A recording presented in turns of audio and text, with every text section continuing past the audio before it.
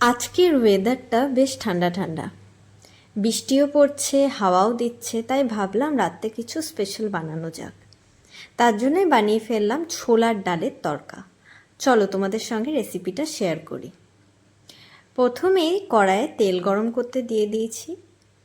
এরপরে একে একে পেঁয়াজ, টমেটো এবং রসুন কুচনোগুলো দিয়ে পরে ভাজবো।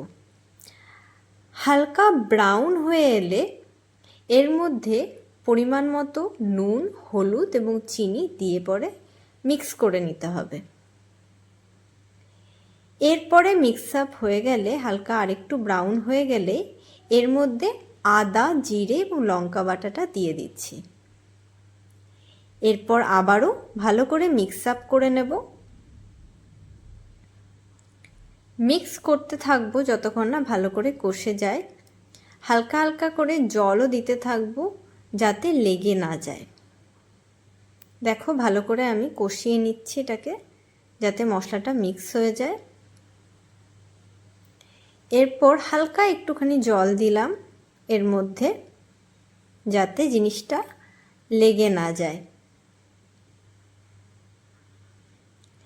এভাবে হালকা হালকা করে জল দিয়ে কষানো হয়ে গেলেই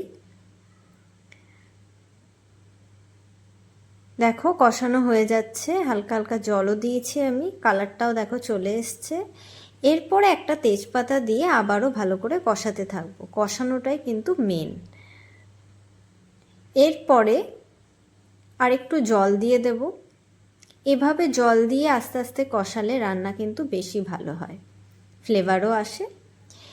এরপরে ভালো করে কষানো হয়ে গেলে দেখবে তেলটা হালকা ছেড়ে এসছে, তখনই বুঝতে পারবে যে পুরোটা কষানো হয়ে গেছে। দেখো এখানে তেলটা হালকা হালকা ছেড়ে এসছে, তার মানে আমাদের কষানো হয়ে গেছে।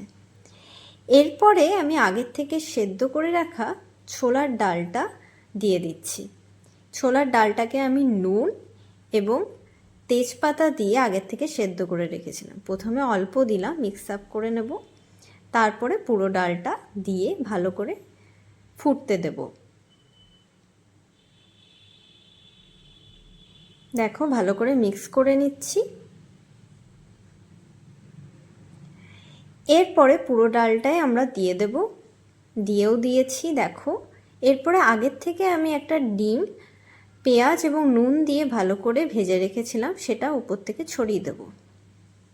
এরপর ডিমটা ভালো করে মিক্স করে নেব এবং অল্প একটুখানি ফুটতে দেব।